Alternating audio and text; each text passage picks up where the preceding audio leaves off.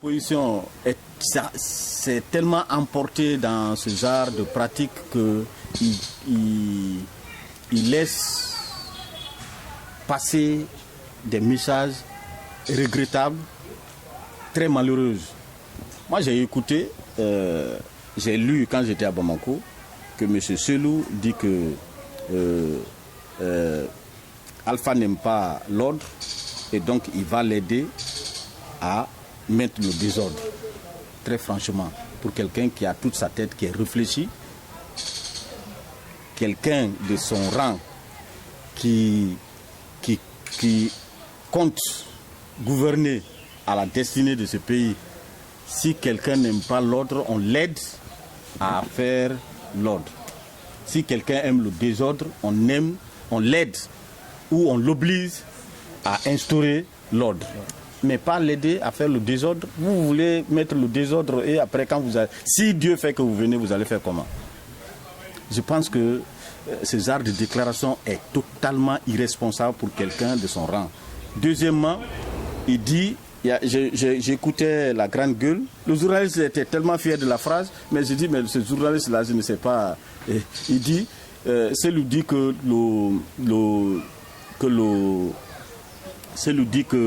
ce n'est pas le droit qui le préoccupe, ce qu'il veut, c'est son droit. Ce ne sont pas les lois qui le préoccupent, ce qu'il veut, c'est son droit à lui. Mais son droit à lui n'est pas un droit divin. Ce sont les lois qui encadrent, qui créent, qui établissent et qui encadrent lui ses droits. Donc, et en même temps, on crée, on précise tes droits, mais aussi tes devoirs.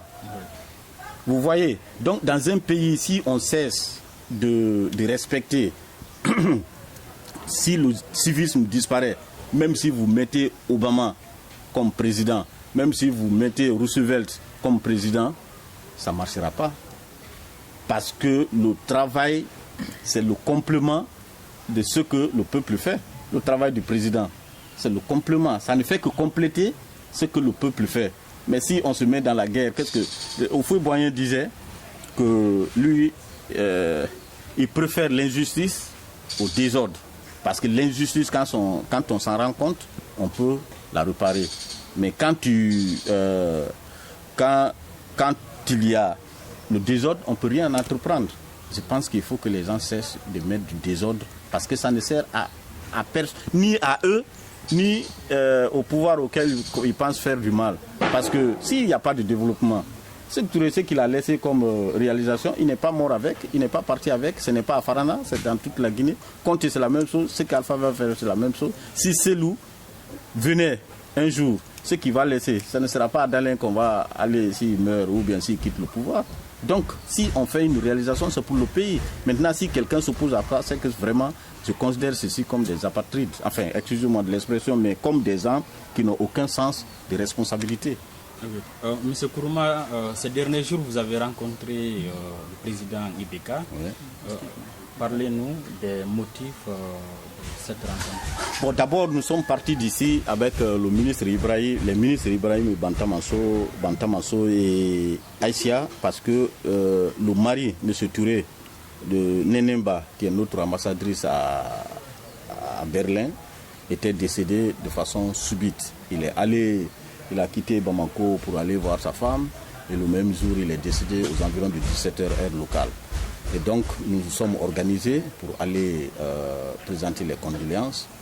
Et puis, pour présenter les condoléances. Et ensuite, le président qui était là, avec qui on a partagé en tout cas ce moment-là, a voulu nous accorder une audience. Et donc, c'était vendredi, il a dit de passer le voir... Le lendemain à 17h samedi, nous sommes allés, on a fait 1 heure de temps d'échange et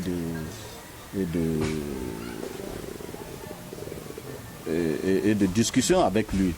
Donc, c'est comme ça que c'est dans ces circonstances que nous sommes retrouvés à Bamako pour 3 jours. On est parti vendredi, on est revenu lundi matin. Et qu'est-ce qui a apporté votre échange? L'échange, bon, d'abord, les liens d'amitié qui existe depuis toujours entre la Guinée et le Mali. Et le président a voulu nous expliquer la tournée de son premier ministre à l'intérieur, au nord du pays, et l'audience qu'il s'apprêtait à accorder aux ressortissants de la région du nord, parce qu'il y avait tous les représentants, les notables. Après notre rencontre, immédiatement, il est rentré pour recevoir ces gens-là. Et aussi, il nous a parlé des prochaines élections. Je pense qu'ils vont se tenir aux environs du 27 juillet de cette année. Et donc on a échangé sur ça.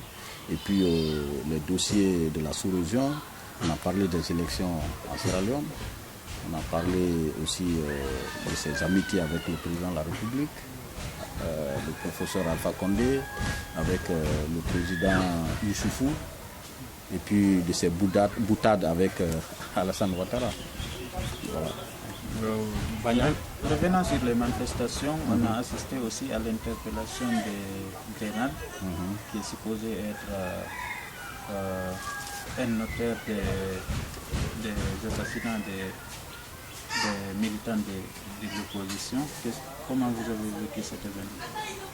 Moi, je vais être très clair avec vous.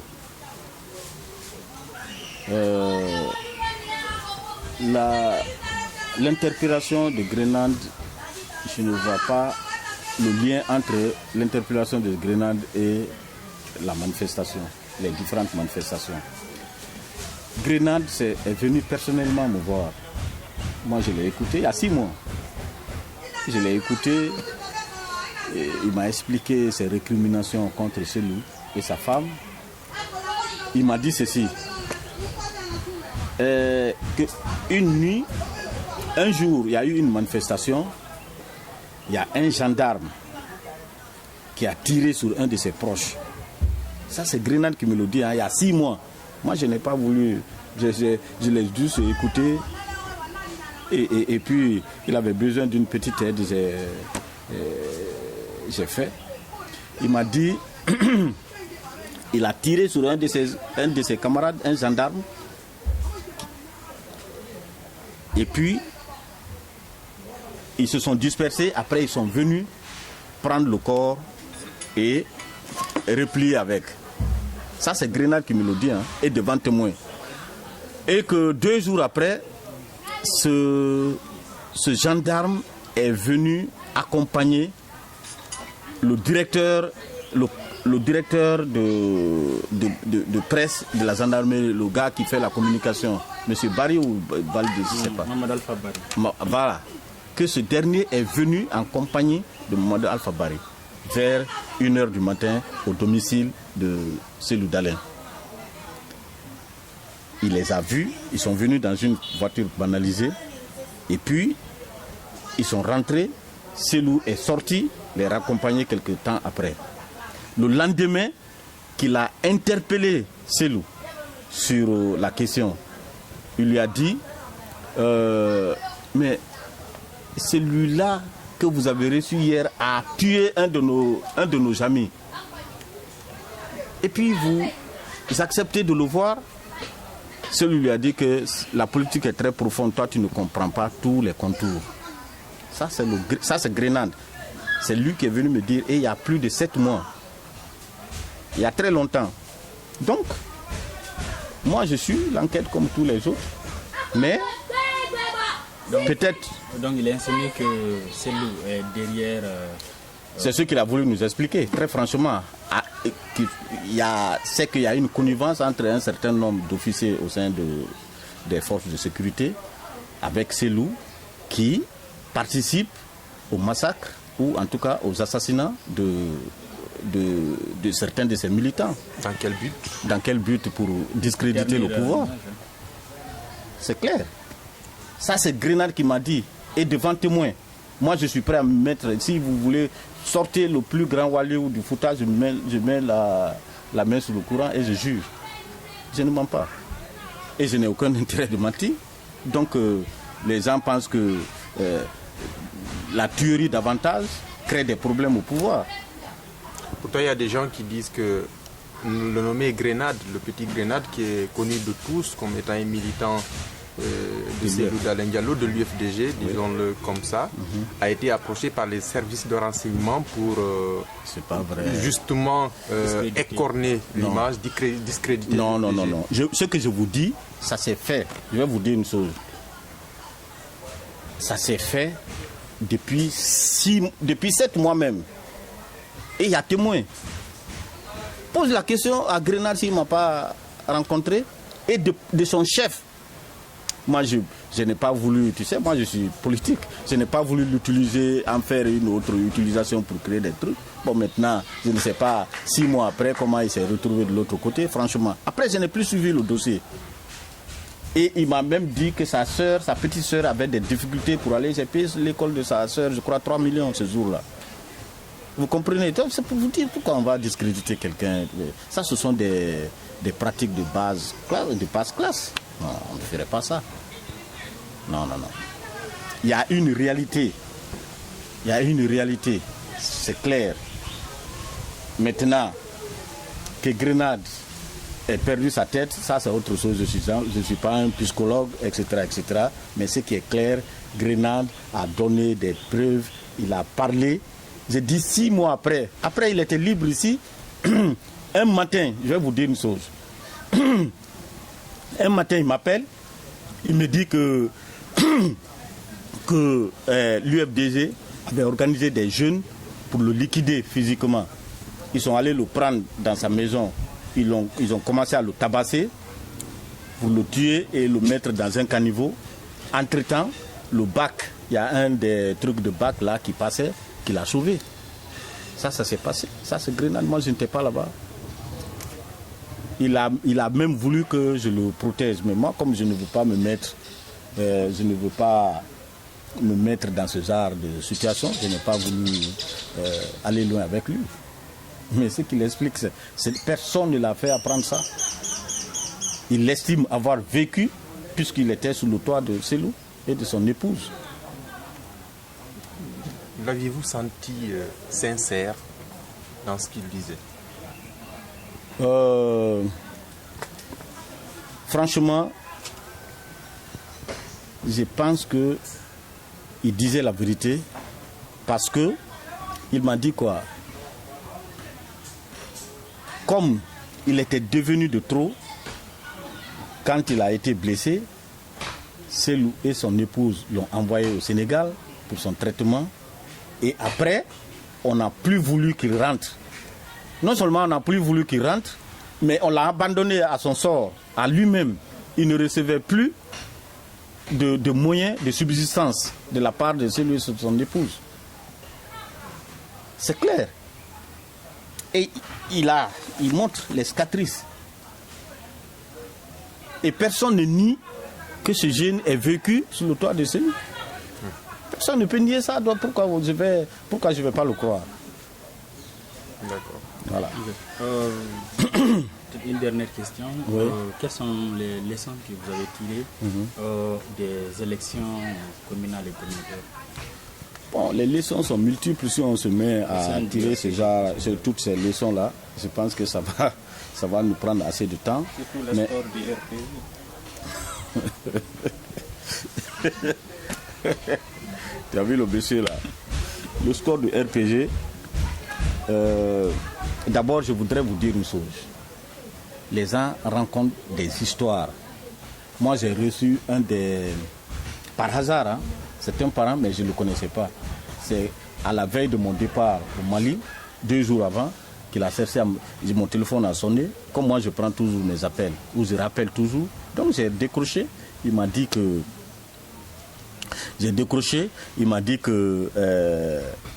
il voudrait me voir. Donc il est venu, lui en âme et conscience. Il dit depuis que la configuration actuelle de la CENI existe, c'est l'élection la plus transparente. Les gens disent qu'on a volé les élections, mais ce sont des histoires, très franchement.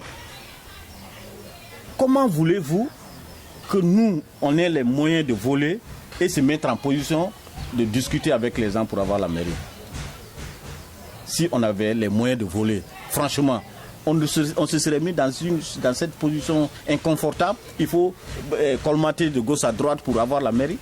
Si on avait les moyens de voler, on volerait et puis on gagnerait, sans avoir recours à d'autres conseillers pour compléter le nombre requis pour avoir la mairie. Ce sont des histoires. Chacun de nous a pris des coups, mais l'opposition ne veut pas admettre qu'il ait pris des coups. Franchement, organiser, je ne dis pas que l'élection a été très parfaite, parce que l'élection en Afrique, ça nous amène, même en Europe, il y a toutes ces choses. Moi, j'ai été reçu par l'ambassadeur des États-Unis pendant 2 heures de temps, et je lui ai dit, quand il a parlé des élections, je lui ai dit, mais comment on appelle, entre Bush et Al Gore, son frère était à Souge, son frère était gouverneur, Jeb Bush était gouverneur, mais il a fallu que la Cour suprême de l'État tranche pour qu'il ait un vainqueur. Donc même les pays les plus avancés, il y a toujours des problèmes de choses, de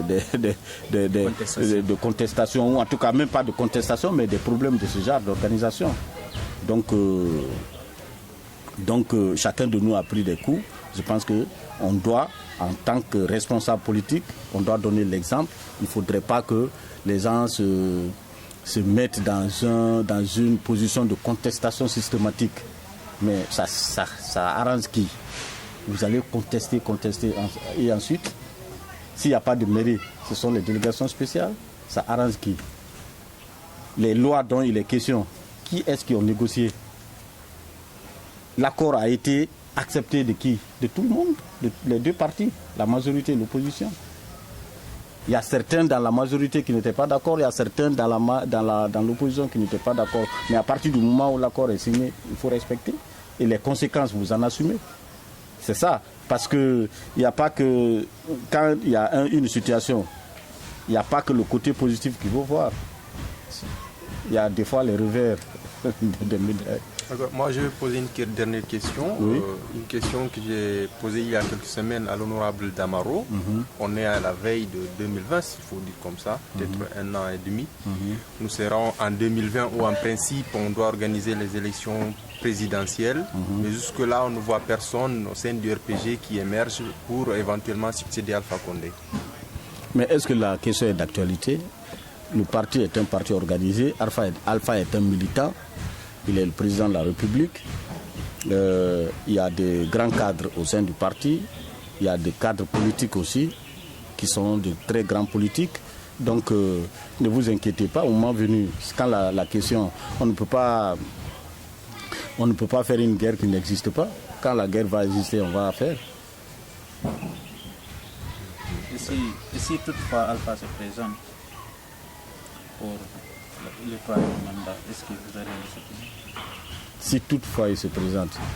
Avec si, tout est possible. Oui. Donc c'est possible.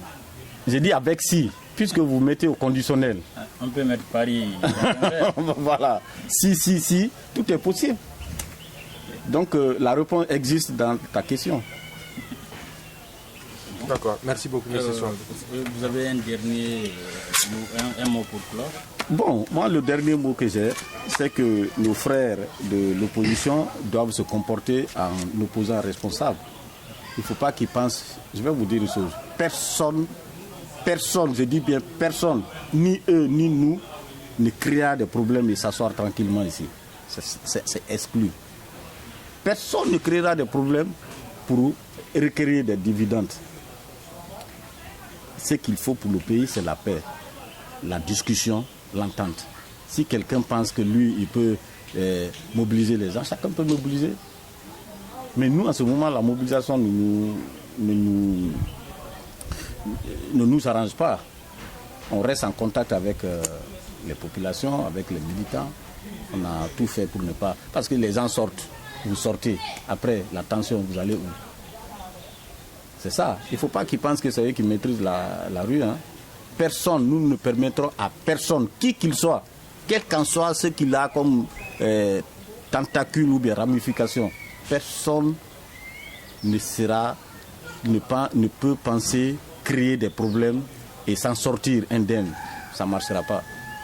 Ça, je suis très ferme et très clair là-dessus. Ce que les gens pensent faire là, on connaît tout le monde. Nous, on a été des militants avant eux. Vous comprenez? Alpha lui-même, malgré son envergure, il est allé en prison. a fait aller en prison. Ba Mamadou a été arrêté ici. Ça, c'est peut-être que vous étiez des petits, mais Ba Mamadou a été arrêté. Sidia aussi a été interpellé ici. C'est clair. Donc, moi-même, j'ai combien de fois été en prison? J'ai fait en 93, j'ai été en prison. 90 de ça, j'ai été en prison. Parce que j'ai dirigé la jeunesse du parti. Donc, les gens, il ne faut pas que les gens se trompent. On ne va pas permettre à quelqu'un de s'asseoir, de penser que par la violence, il va s'asseoir. En ce moment, ils vont créer quelque chose qu'eux-mêmes, ils ne maîtriseront pas. Donc, c'est mieux que chacun revienne à de meilleurs sentiments. En tant que Guinéen, en tant que frère, on peut s'asseoir, discuter. Si l'État a tort, si le pouvoir a tort, mais pourquoi ne pas reconnaître, oui, on a pensé que c'est ça. Mais eux aussi, il faut qu'ils reconnaissent les bêtises qu'ils font. Ça, c'est clair. Merci beaucoup. Merci. J'arrive. Hein.